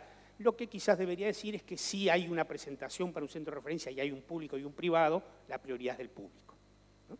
Con eso podríamos ir a un proceso de ruptura de ese lucro del que Jorge habla. Primer punto, entonces, regulación, alta tecnología, precio de complementación y cantidades de complementación. Segundo, en el tema de la universalidad, dejo los no contributivos de ACE porque lo voy a tratar en el tercer punto, aunque podría tratarlo aquí. Básicamente ahí lo que tenemos es que hoy fuimos a un proceso de aseguramiento universal, porque cuando hablo de universalidad me refiero al aseguramiento, ¿no? No a que todos tengan prestación, al aseguramiento. Hoy tenemos asegurados en el Fondo de Salud unas 2.600.000 personas y hay todavía algunos seguros que coexisten con el Fondo Nacional de Salud. Básicamente me refiero a 3, sanidad militar, sanidad policial y los municipales. Creo que es necesario quebrar esa lógica de seguros separados y crear un único seguro. Porque además esto tiene un efecto sobre un gasto público que está mal, que es la doble cobertura.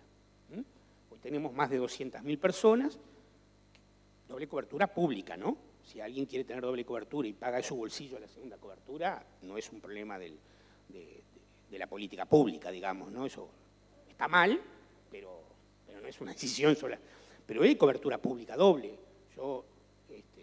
Pongamos cualquier ejemplo, en Montevideo la esposa de un militar tiene sanidad militar y si es trabajadora formal tiene FONASA y puede atenderse en ACE o en una mutual, con lo cual el Estado está pagando dos cápitas, o una cápita y rentas generales, no importa, es lo mismo, y creo que eso hay que resolver, hay que ir en esa línea.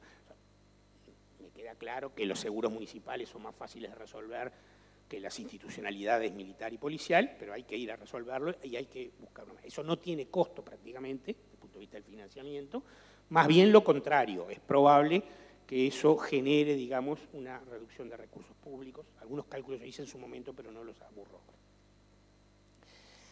El tercero es la igualdad institucional. Acá básicamente hay un problema central, que es que cuando comenzó el Sistema Nacional Integrado de Salud, ACE gastaba por persona atendida el 30% de lo que gastaba el sistema mutual, ¿no? Era 170 millones de dólares el presupuesto de ACE. Hoy estamos en 80, ese proceso ha ido creciente, ahí hay que discutir un poquito con más precisión los cálculos, pero ¿no? Porque ACE tiene prestaciones que no son pías y entonces habría que descontarlas, pero vamos a andar en cerca de 80% y eso está estancado desde 2014. O sea, de 2015, 2016, 2017 se ha mantenido en 80%. Ese 20% cuesta 120 millones de dólares, entre 120 y 140, depende un poco la fineza de los cálculos. Está claro que eso es una condición básica del proceso de la reforma. Esto fue una condición básica del proceso gradual, y esa gradualidad se ha detenido, y creo que hay que poner sobre la mesa que esto es una condición imprescindible para el futuro, digamos, del Sistema Nacional Integrado de Salud. Y repito, tiene ese costo. Quiero recordarlo, Jorge, ¿se acuerda? Cuando empezamos en el 2005, hicimos un cálculo de cuánto costaba FONASIAR ACE, que es la manera, digamos, económica que le llamamos, ¿no? Es un problema de... Y costaba 625 millones de dólares. O sea, si hubiéramos llevado el gasto de ACE per cápita al mutual, en aquel momento costaba 625 millones. En aquel momento resultaba inviable y había que hacerlo con esa gradualidad con la que fuimos construyendo. Bueno, hoy cuesta 120, por lo tanto, la viabilidad de este proceso hoy es relativamente imposible. El cuarto es la igualdad entre hogares. Ahí hay muchas propuestas, pero me voy a referir a una sola para ir más o menos estructurando la propuesta. En la medida que el acceso al sistema es a través de un porcentaje sobre los ingresos, ahí no hay desigualdad, ¿no? O sea, todo el mundo aporta según sus ingresos. ¿Dónde se genera un punto de desigualdad?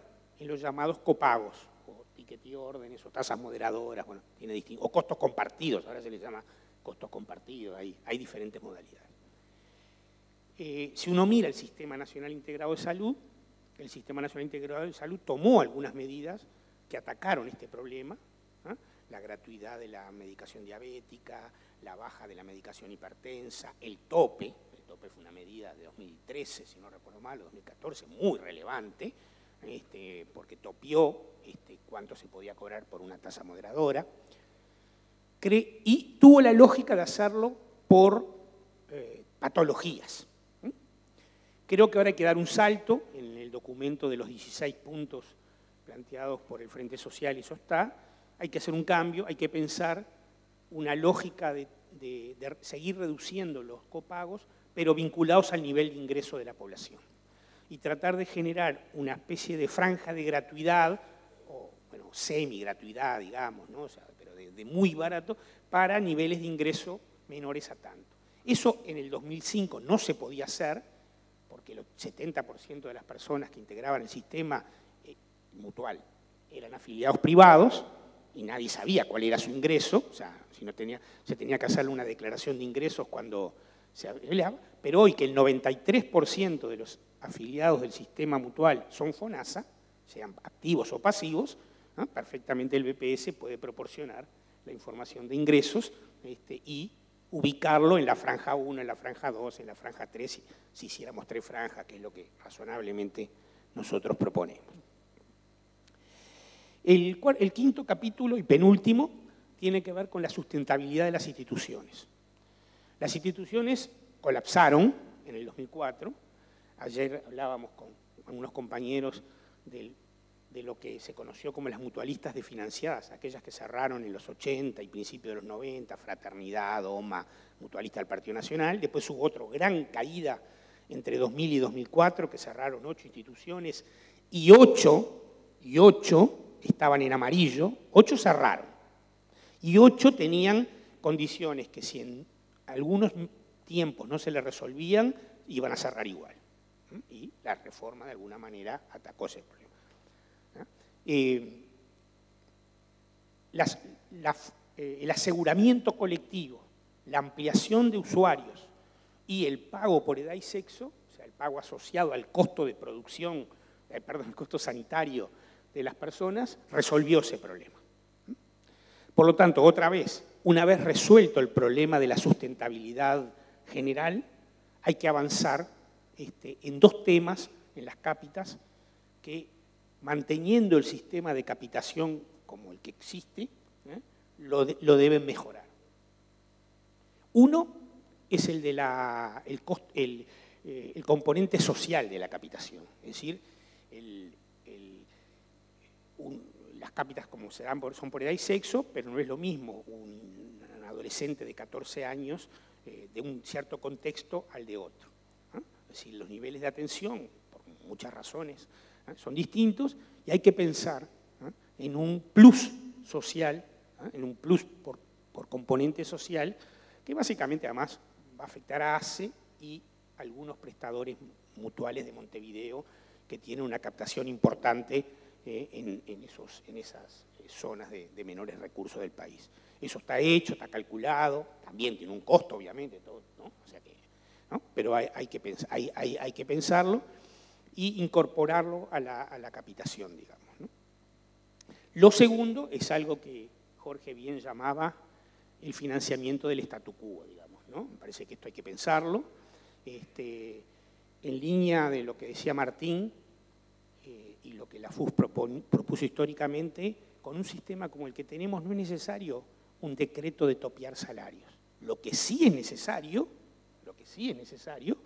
es que en la cápita el Estado financie como masa salarial un volumen de ingresos que no incluya esos plus. Si yo en mi estructura de capitación financio, vamos a poner el laudo más, porque no solo el laudo, ¿no? Porque la lucha por ganar por encima del laudo es una lucha legítima de los trabajadores, ¿no? Pero cuando el laudo se multiplica por 5, ¿no? O cuando se llega al millón, como decía Martín, ya deja de ser legítima. Él decía obscena, digamos, ¿no? Ya deja de ser legítima. Está bien ese plan.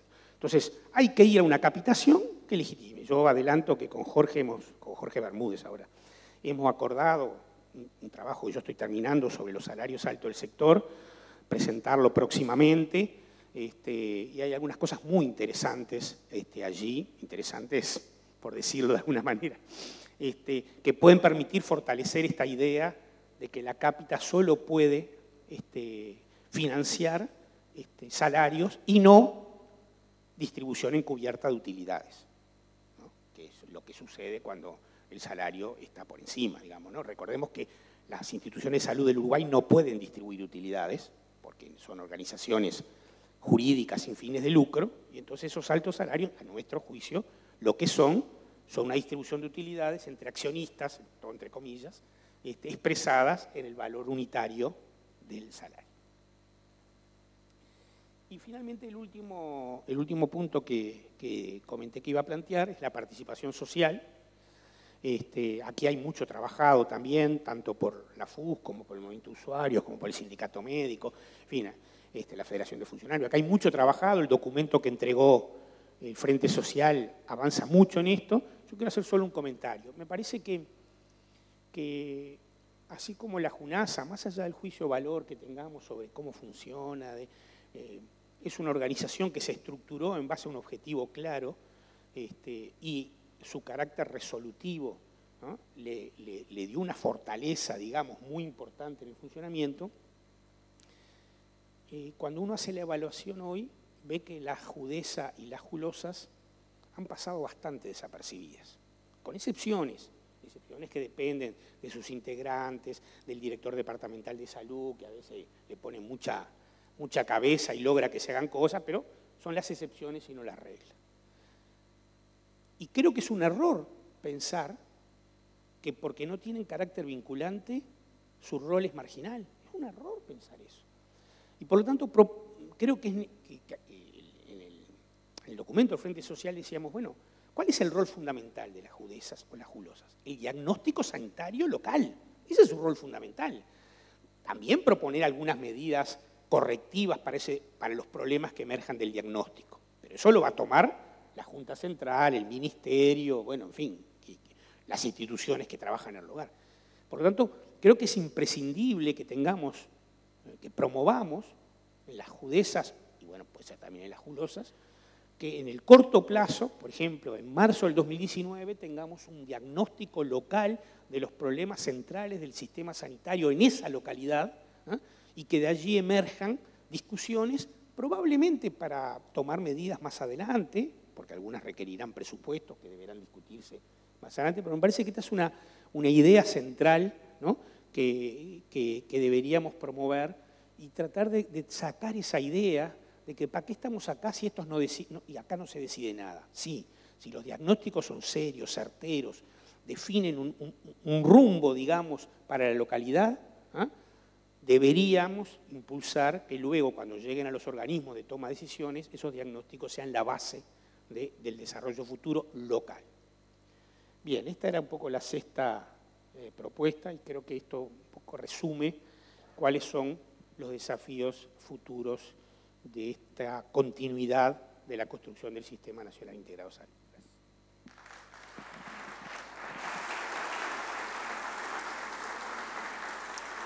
Agradecemos al economista Daniel Olesker, asesor del Instituto Cuesta Duarte. Para cerrar este primer panel, le pedimos por favor que haga uso de la palabra al doctor Gustavo Greco, presidente del Sindicato Médico del Uruguay. Buenos días, todas y todos, compañeros, señor ministro, amigos. Muchas gracias a la Federación Uruguaya de la Salud por la valentía de hacer esta jornada en medio de la tormenta que estamos transitando. Pero bienvenido sea, porque discutir y debatir sobre nuestro sistema de salud siempre es necesario y siempre es más que interesante escuchar los conceptos que aquí se han vertido. Es fantástico hablar al final, ¿no? Luego de todas estas exposiciones. Así que voy a tratar de no reiterar conceptos, jerarquizar algunos que entendemos relevantes y abreviar un poco la exposición. Lo primero, aquí se dijo varias cosas que creo que son muy razonables y muy buenas en cuanto a lo que la sociedad uruguaya ha avanzado como en términos de salud. La reforma de la salud ha sido un proceso, es un proceso. No podemos concebir la reforma de la salud y analizarla en términos de la foto actual. Tenemos que ver la historia y tenemos que proyectar el futuro, y eso es lo más complejo. Uruguay tiene esa tendencia, la sociedad uruguaya sociológicamente somos así, a que las cosas se conquistan y ahí quedan para siempre, ¿no? Como una suerte de monumento, como el Centenario, como el Clínicas. Eso quedó ahí para siempre y no se mueve. Y no, nos cuesta, pero tenemos que mover esos elefantes y tenemos que mover esas estructuras, y estas estructuras que indudablemente han sido de un enorme beneficio para toda la sociedad. Y la reforma de salud ha sido un proceso que no fue determinada ni fue impulsada por iluminados intelectuales o iluminados políticos que la impusieron. Ha sido producto fundamentalmente de propuestas del movimiento sindical y de los trabajadores.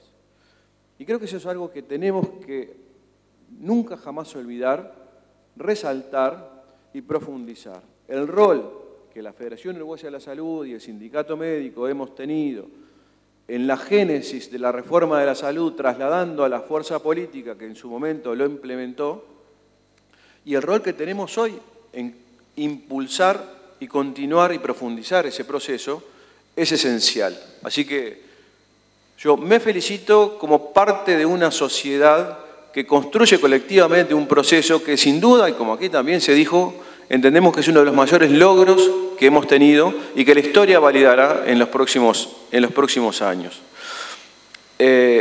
Hablar de que la reforma de la salud es un logro y que tiene inobjetables mejoras para la sociedad uruguaya en términos de equidad, justicia distributiva, accesibilidad, notorias mejoras que se traducen en lo que son las encuestas de opinión. Hoy la salud no es un problema visible, por lo menos en las encuestas de opinión, para la mayoría de la sociedad uruguaya. Está por allá abajo, está como en el 12º lugar. Hay 1000 problemas más emergentes que preocupan a la sociedad uruguaya que la salud. Aquí lo dijo el Boca recién, o el Fogata, no se está hablando del tema salud en el horizonte político de precandidatos y demás, no se habla, no está. Y eso es muy sintomático, porque la población tiene la percepción, o por lo menos esto es lo que una interpretación, de que la salud funciona, entre comillas, funciona. Y hay logros en salud, hay logros macro en salud que van desde la accesibilidad casi universal, con un crecimiento de la cobertura del 25 al 80, 90% de la población dentro del sistema, la estabilidad económico-financiera, acá se mencionaron las instituciones que se fundían, ¿cuánto hace que no se funde una mutualista en este país? Los indicadores país, mortalidad infantil y mortalidad materna en valores históricos solamente superados, la mortalidad materna por Canadá, en América. La mortalidad infantil por debajo de un dígito como un logro histórico de este país. Eso lo hacemos todos. Eso lo hacen ustedes, lo hacemos nosotros, lo hace el gobierno, lo hacen las instituciones. Ese es un logro colectivo a resaltar, a destacar y a potenciar. Pero mal podríamos conformarnos con esto. Mal podríamos decir que todo lo que aquí se ha reseñado, cosas que reseñó el señor ministro o que ha reseñado Daniel en términos de logro y de mejora, que son suficientes como para conformarnos en este proceso. Indudablemente que estamos mejor que lo que estábamos hace 10 años y la foto de hoy es indudablemente mejor a aquella foto del 2007. Ya se ha analizado ese tema. Pero compañeros, ¿cuánto falta? Y creo que falta lo más difícil, lo más complejo, lo más profundo. Porque los trabajadores, todos nosotros, no nos conformamos y jamás debemos conformarnos con lo que tenemos. Y hay contradicciones, hay intereses, hay amenazas, hay nubarrones en el horizonte que amenazan el sistema y que amenazan y lo estancan y lo detienen. Y lo peor que nos puede pasar es que este proceso histórico se detenga. Y detenerse es retroceder. Y tenemos claramente identificados cuáles y dónde están las amenazas. Y algunas aquí se han esbozado. Y sin ser tan ordenado como Daniel y sistemático,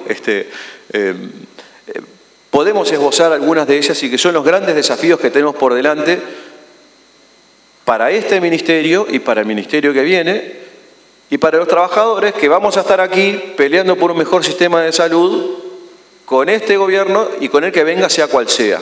Porque ese rumbo no lo podemos perder y esa capacidad de incidir y de proponer no la podemos perder.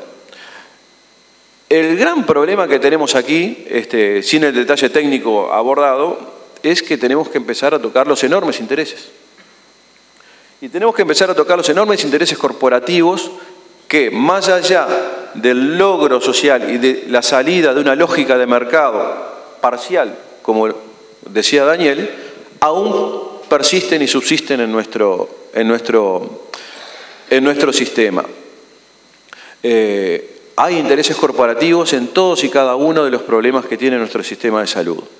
Se mencionó aquí los colectivos que aún no están incluidos, policial, militar, municipales. Ahí hay intereses que hay que tocar y que necesariamente todos los actores del sistema de salud tenemos que empujar para que esa lógica de superposición, de gasto en recursos y de algunos privilegios se terminen. El gran logro de la sociedad uruguaya es nuestro sistema de salud y todos debemos estar cobijados bajo esa enorme carpa. Ahí tenemos un enorme tema para abordar. Tenemos los grandes intereses corporativos, de las grandes corporaciones médicas y de las grandes corporaciones empresariales. ¿Cómo lo abordamos? Aquí y hoy y ahora discutimos y debatimos con los intereses corporativos de los colegas, particularmente de los colegas anestésicos-quirúrgicos, que en una lógica de vaciamiento de las estructuras asistenciales, particularmente de ACE, fomentan y llevan miles de millones de dólares del sector público al privado de una manera, realmente obscena, que es una palabra que aquí se... ¿Y cómo enfrentamos esa lógica? ¿Cómo abordamos esa lógica? ¿Cómo desde la autoridad regulatoria y desde los propios trabajadores frenamos esa lógica? Es un enorme desafío que tenemos. Lo mismo, obviamente, con las corporaciones empresariales, porque aquí hay empresarios que se benefician con esa lógica. Pero hay más cosas que tenemos que cambiar.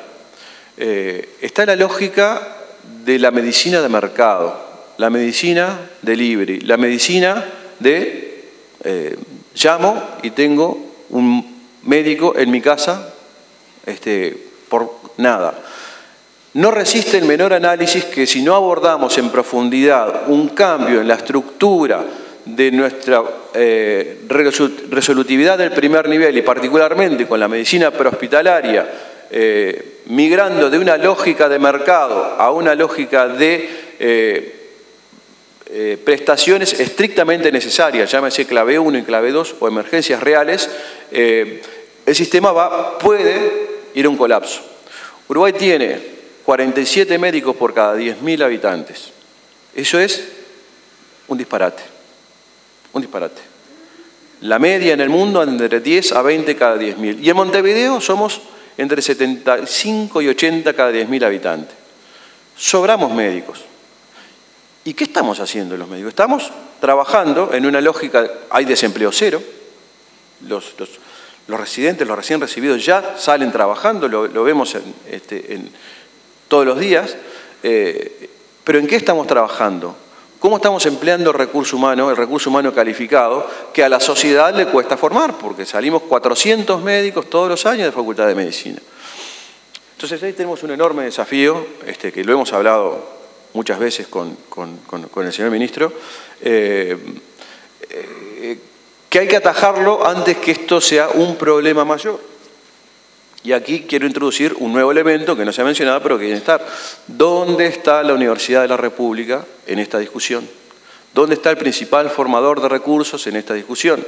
¿Cómo participa en la planificación de los recursos humanos necesarios para un sistema que tiene que cubrir necesidades que no son las de Montevideo, son las de Montevideo y las de Artigas, y las de Rivera y las del interior profundo de Cerro Largo, donde escasean y muchos recursos humanos.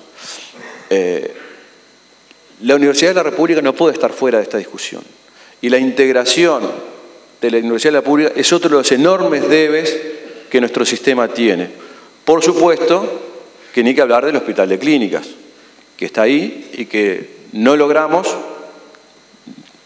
los consensos políticos necesarios, todos quienes estamos aquí sentados y mucha gente más, para darle una racionalidad, una inclusión y una inserción en el Sistema Nacional Integrado de Salud. Me consta que desde ACE y desde las autoridades actuales de la Universidad de la República se están haciendo los esfuerzos para que esto se dé, pero es inconcebible que no hayamos podido en todos los años, en estos 10 años de reforma, darle ese lugar y esa racionalidad que el Hospital de Clínicas y la Universidad de la República necesitan.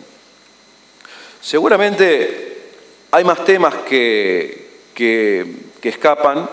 Yo, como núcleo delirante del Sindicato Médico del Uruguay y como heredero de todo el tema de la Convención Médica Nacional y de la calidad asistencial concebida como poder tener la mejor asistencia posible con los recursos disponibles al mejor costo o al menor costo o costo razonable. Podemos definir la calidad de muchísimas maneras. Necesariamente tenemos que profundizar y ahondar el camino de la calidad asistencial. Y ahí también lo hemos discutido muchas veces y hemos tenido muchas apariciones públicas con este tema, la transparencia y la necesidad de un sistema de información que nos diga exactamente dónde estamos posicionados, objetivo, no subjetivo, objetivo, y en base a indicadores objetivos de calidad, es necesario y es un debate que nuestra sociedad también se debe. Recientemente se publicó un trabajo en la revista Lancet, una de las principales publicaciones científicas en el mundo, en el cual se establece un ranking de los sistemas de salud en el mundo, tomando 32 indicadores arbitrariamente elegidos, sí, y discutibles, pero como parámetro tal vez nos sirva para ver dónde estamos posicionados. Porque más allá de toda esta exposición, de toda esta percepción y todo este análisis, la visión objetiva y global siempre ayuda. Y Uruguay, en esa publicación, y en base a 32 indicadores, está en un puesto 68. Media tabla a nivel mundial. Claro, América Latina está en ese rango, ¿no? Está en el rango 58, Costa Rica, Chile, perdón, 62, no 68. Costa Rica, Chile, Cuba están alrededor del 60 y después están todos para abajo. Pero a nivel mundial, nuestro sistema, objetivamente, y aunque sea discutible, está a media tabla. Tenemos mucho para hacer y tenemos mucho para mejorar. Y tenemos desde aquí, desde la construcción colectiva, que es nuestro Sistema Nacional Integrado de Salud, y la reforma de la salud, desde ese 2003, 2000 y pico, en que los trabajadores ponemos responsablemente sobre la mesa la necesidad de una mejor asistencia y de un sistema con todos los logros reales y potenciales que hoy tenemos, continuar y profundizar este debate y estos cambios. Menuda tarea para las autoridades, menuda tarea para las autoridades que vengan, pero aquí estaremos los trabajadores para continuar marcando ese rumbo que entendemos que es lo mejor para nuestra sociedad. Y sepan, compañeros de la FUS, compañeros de la Federación, que el Sindicato Médico va a seguir trabajando codo a codo, porque no hay salud si no nos pensamos como trabajadores, como equipo y como parte de un todo. Así que muchas gracias por venir a estar aquí. Bien, agradecemos al doctor Gustavo Greco, presidente del Sindicato Médico del Uruguay. Vamos a hacer una brevísima pausa ahora, después se nos viene el otro panel, que está integrado por el doctor Marcos Carámbula, por el economista Pablo de Arrocha, el licenciado Pablo Cabrera y la licenciada Laura Molina. 10 minutitos para un refrigerio y volvemos aquí a la sala. Gracias.